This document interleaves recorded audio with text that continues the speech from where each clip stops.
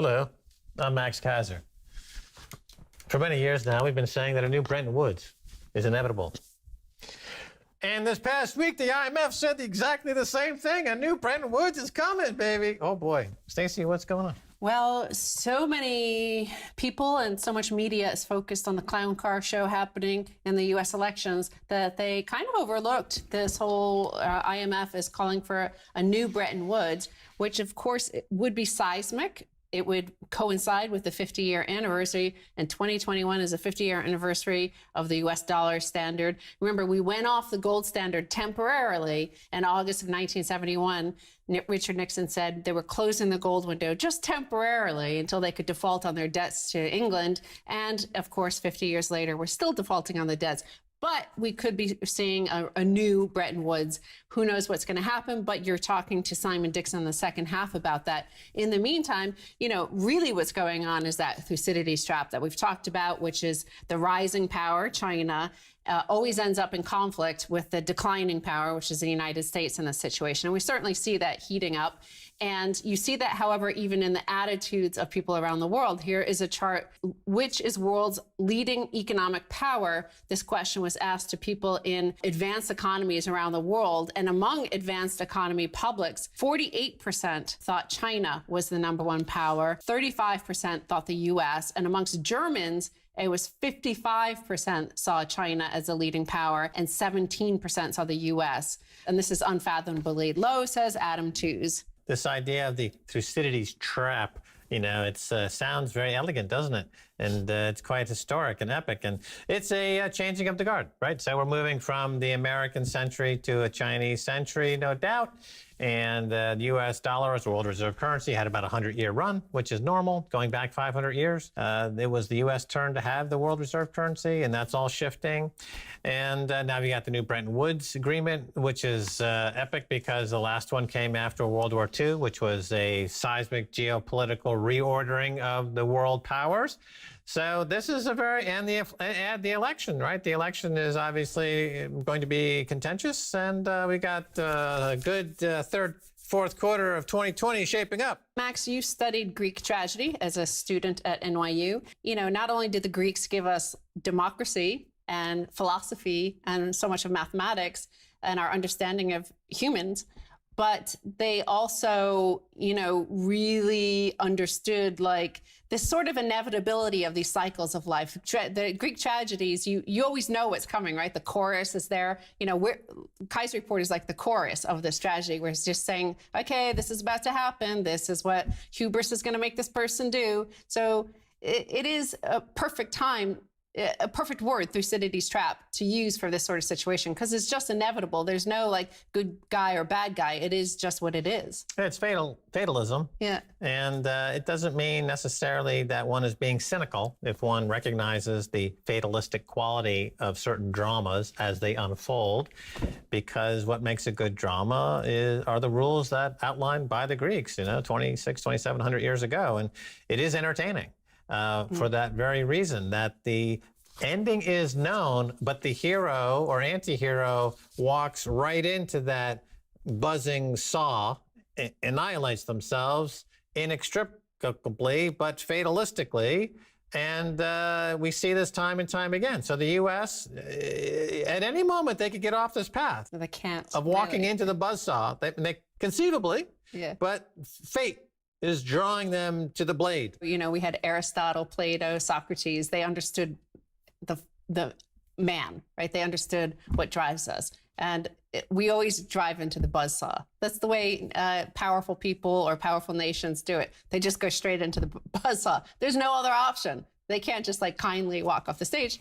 You know, it just goes into the buzzsaw. Its cyclical nature of nature is one that can be dramatized. And in the case of humans, they typically will be drawn to a fatalistic end unnecessarily. And that's what makes it tragic. Speaking of tragic, just look at that chart.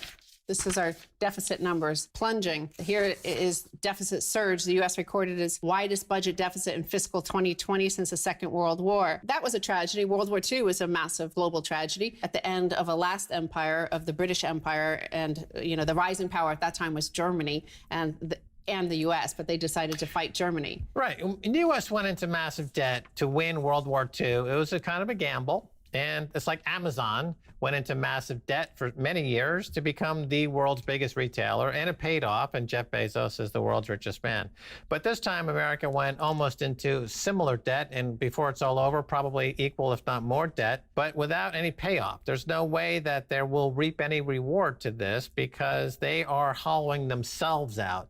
After World War II, the U.S. was intact. The rest of the world was in shatters. Here, the U.S. is in shatters, and the rest of the world is on a relative basis in different layers and levels of being shattered, and it becomes kind of a battle of the most shattered. And in that battle, the U.S. has not necessarily got the best poker hand. It's amazing that, to me, that the timing of this new Bretton Woods talk comes at the exact same time debt levels in the U.S. were where they were during and just after World War II, right? So when you get into those huge debt levels and you need a reset, you realize your paper funny money is no longer valuable, you need to appeal to the globe now. We essentially, America's tapping out. They're tapping out and they're saying, we need a reset. And the shining city on the hill is about to go bankrupt. Please help us. Please help us. So they're going to go to the global Bretton Woods 2 and play this massive geopolitical financial poker game. And as we've said on the show before, the U.S. is holding not a great hand. Everybody was in debt after World War II, but mostly to the United States. Everybody owed the United States money. At this time, when we enter this second Bretton Woods, what we see is everybody owes China money. However, I think China understands they're not actually going to get paid back. Like the Marshall Plan loans were paid back. You know, the last of them were only just paid back in the last 2 or 3 years. But China knows they're not going to get paid back. That's why I think they built up a huge amount of infrastructure during the past decade, especially. So this original article, Mo Hossein, says that U.S. budget deficit tripled to a record $3.1 trillion in fiscal 2020. Spending soared 47% in the year ended September 30th. In this case, we have what, the equivalent of World War II is this pandemic, and it's caused a hit to global economies, to not as many deaths, obviously, but it has hit production and manufacturing capacity. And with that, we also at the same time have this U.S. election. And Goldman Sachs is saying this: sell U.S. dollar, buy silver. Investors should look into selling the U.S. dollar, they say, and buying silver into the election, according to 2 reports from Goldman Sachs. There is a growing risk that the U.S. dollar will plunge to its 2018 lows as Democratic candidate Joe Biden continues to extend his lead in the polls prior to November 3rd. So they see that a Biden win would be bad for the dollar. I guess they assume a resumption of the China relationship. Joe Biden was quite instrumental in the whole WTO, bringing them into the WTO and opening trade relations with there. And, allegedly his son also has big dealings with China. So they just see a more favorable relationship with China, therefore a continuing decline in U.S. manufacturing, an expansion of the deficit, and perhaps MMT, a more money printing sort of situation. All right. Well, don't blame the pin for the bubble. Right. So there was a bubble building in the U.S. economy and the global economy for years now. And the coronavirus, is potentially the pin. But anything could have been the pin. Beginning of this year, we outlined 6 or 7 things that could be the pin to pop the bubble. I'm not sure pandemic was on that list, but it doesn't really matter what the pin is. The bubble could have been eased and deflated long ago, but it never was. And so now it's popping, and Goldman Sachs is saying, well, this Joe Biden win outcome could cause a crash in the dollar. Maybe, maybe not, in terms of relating to the Biden, whether he's in or not. It doesn't matter, actually, who's in the White House. The fact is that the dollar is toast, regardless of who's in the White House. They also see silver rising because of solar power. They believe that's going to expand massively in the next 10 or 20 years. But on top of that, if you really look at it, this slow sort of Greek tragedy unfolding, you don't have to look at any sort of partisan news or whatever, any spin. Just look at the charts yourself and see what happened in 2000.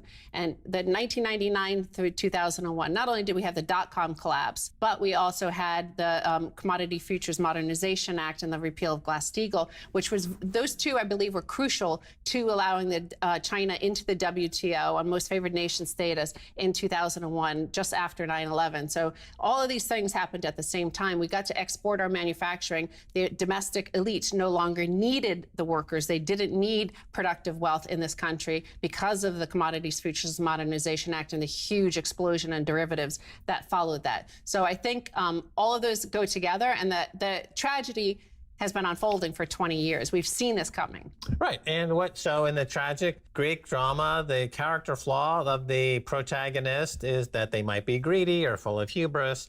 And so they are inextricably tied to this tragic ending. And we've been saying for years, okay, based on the greed of America, it's not economic policy. It's not trying to cure wealth and income gap. It's not trying to be egalitarian. It's just greed, more greed dressed up as something else, which would have a tragic ending. And now the buzzsaw of tragedy is fast approaching, and the U.S. cannot do anything to extricate from this path of destiny, of the fatal destiny that it is now inextricably tied to. Therefore, we must understand that the only way to find solace on an individual basis is to think of ourselves as having individual sovereignty instead of being tied to a sinking ship of a nation state.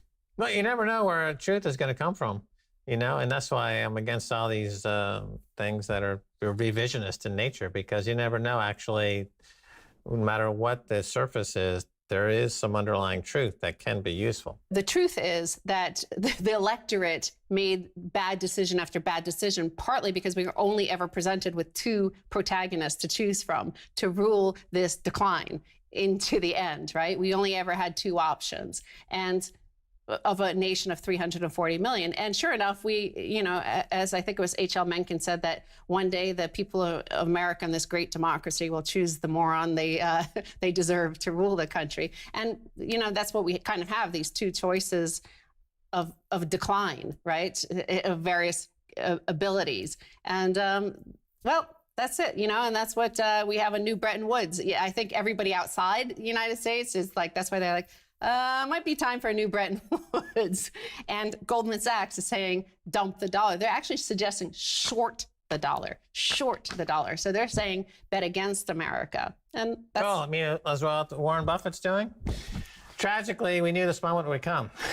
I must take a break and come back after the break. Fantastically for you. Stay tuned.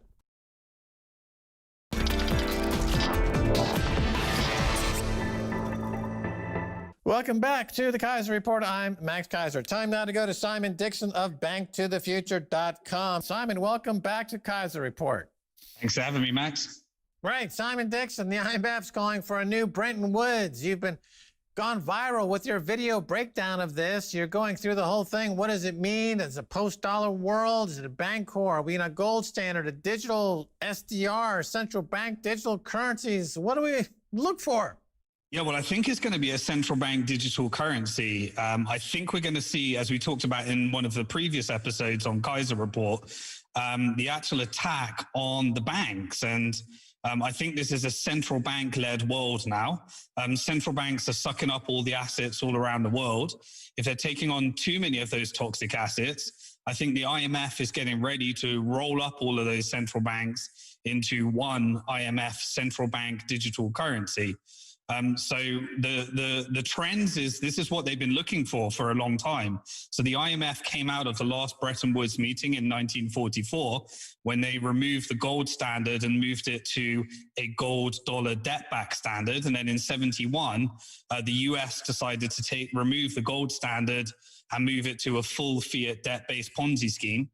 And so IMF started losing some of their significance in the plan. So now this is the latest move of making sure that they get first to market with the central bank digital currency. China's being the test bed at the moment, but they don't want China to start getting traction around that. And so IMF, World Bank, Bank of International Settlements, they're getting ready to put together their one global digital currency. And they're calling for Bretton Woods 2 so that they can start implementing and rolling out. Another way to look at this is to characterize this as, call it a great reset, the big reset. Of course, Bretton Woods was the big reset post-World War II. But what exactly is precipitating the need for this big reset? I'm assuming that the global increase in debt has something to do with it, Simon. Yeah, so everyone's maxed out on their credit cards. The central banks are starting to max out on their credit cards. We're reaching the new school of thought is all about modern monetary theory, whereby central banks and governments can just spend money into the economy and we can have unlimited printing. We're getting ready. So in England, the Bank of England already reached out to all the clearing banks and said, are you ready for negative interest rates? Is that going to cause any problems with your technology? Because we're getting ready for negative interest rates. And so all of these different trends are coming together, and everybody's, they've already Facebook trying to get theirs out. Now we've got all the central banks getting ready for theirs. They want to automate negative interest rates, automate tax collection, automate surveillance, connect the central bank digital currency to, compulsory vaccines, whatever agendas or whatever goals they might have. This is really the control that is needed, that they've been pushing for ever since 9/11, when the privacy laws have been gradually moved and for anti-money laundering laws. And this really is the central bank digital currency deciding that they can actually, if all these banks are over leveraged, if they didn't take enough of their toxic assets and sell enough of them to your pension, then they're getting ready for banks being able to collapse, consumers not losing their money, but making them download an app, download their central bank digital currency, and then put all these different central banks digital currencies clearing through one global digital currency issued by the IMF, Bank of International Settlements, and World Bank, and they want to make sure that they're at the center of that. They failed with their special drawing rights. Now they want to go for part two.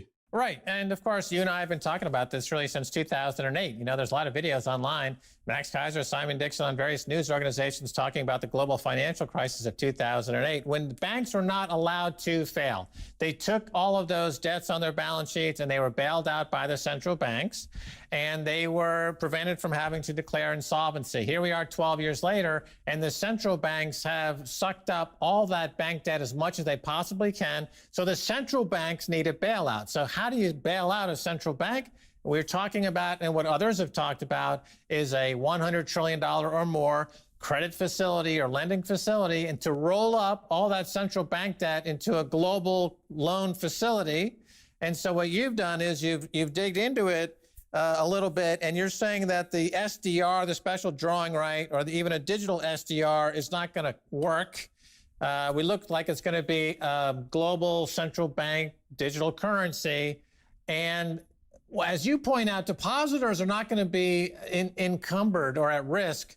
The banks will effectively protect deposits, but they will allow the banks this time to throw them under the bus. Is that correct in how you see that? And could you go into that a little bit? Yeah, so the banks have been leveraging up like crazy. When they try to siphon off as much of their toxic assets to your pension by sticking a AAA rating on it so that they could sell the investment grade assets to your pension.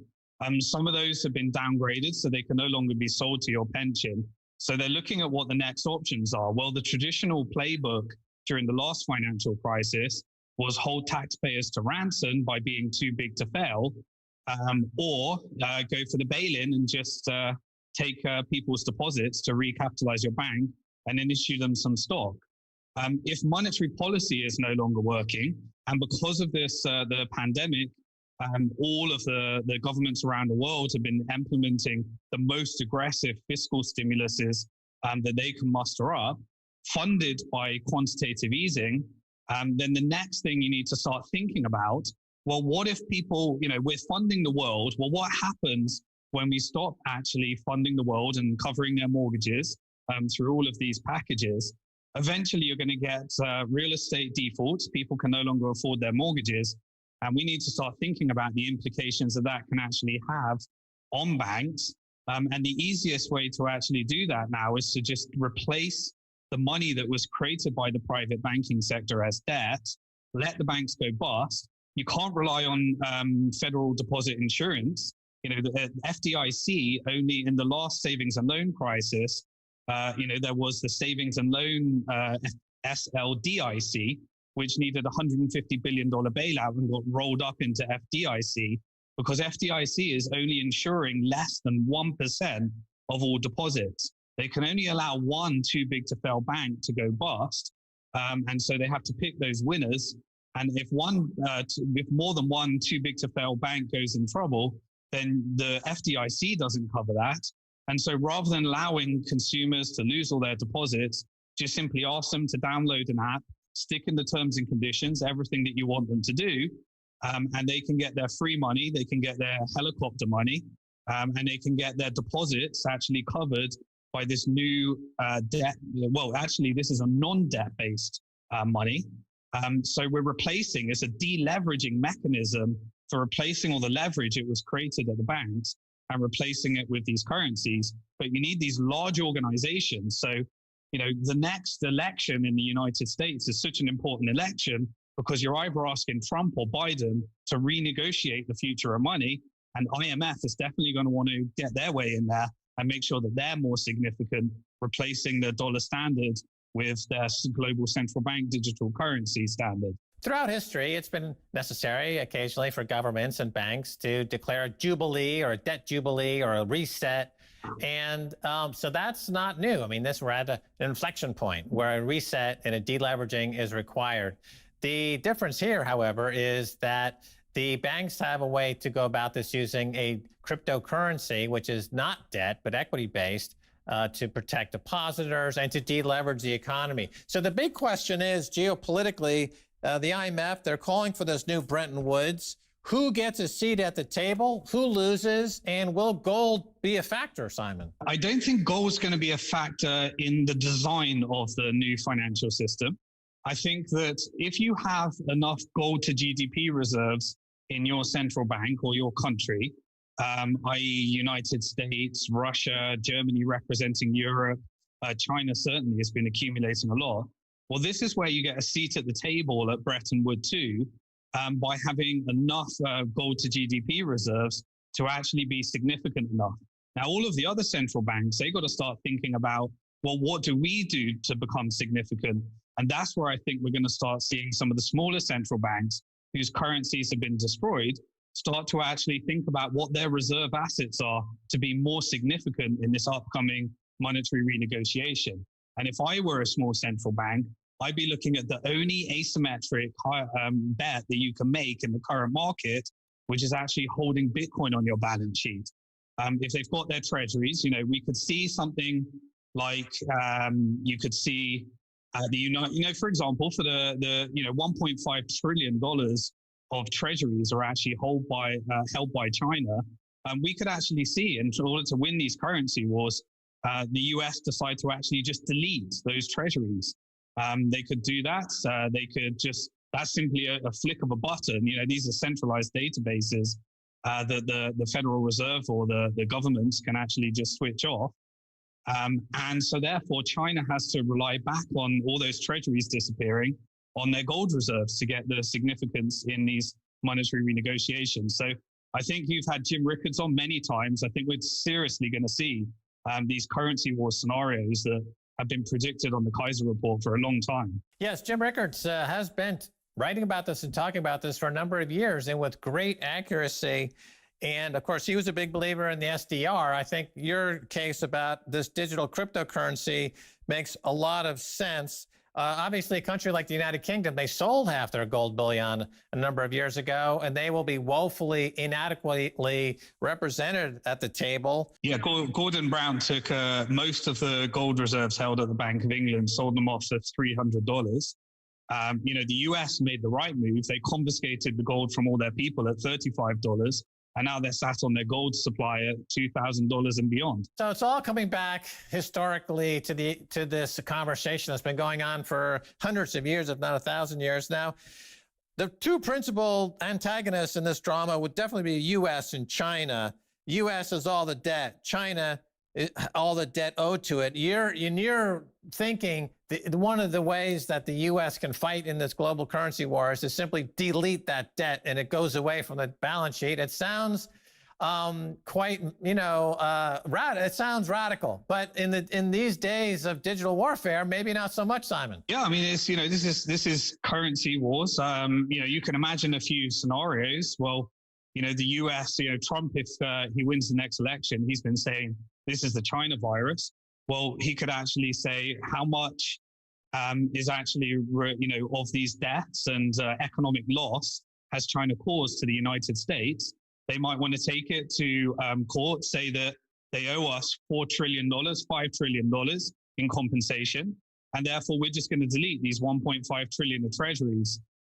These are the types of scenarios that we can see as we've moved to these currency warfares. Right. You mentioned Jim Rickards there. He also said that the U.S. could simply keep the gold that they store for other countries. Anyway, we're out of time. Simon Dixon, thanks so much for being on the Keiser Report. Yeah, thanks for having me. All right, that's going to do it for this edition of the Keiser Report with me, Max Keiser, and Stacy Herbert. I want to thank our guest, Simon Dixon.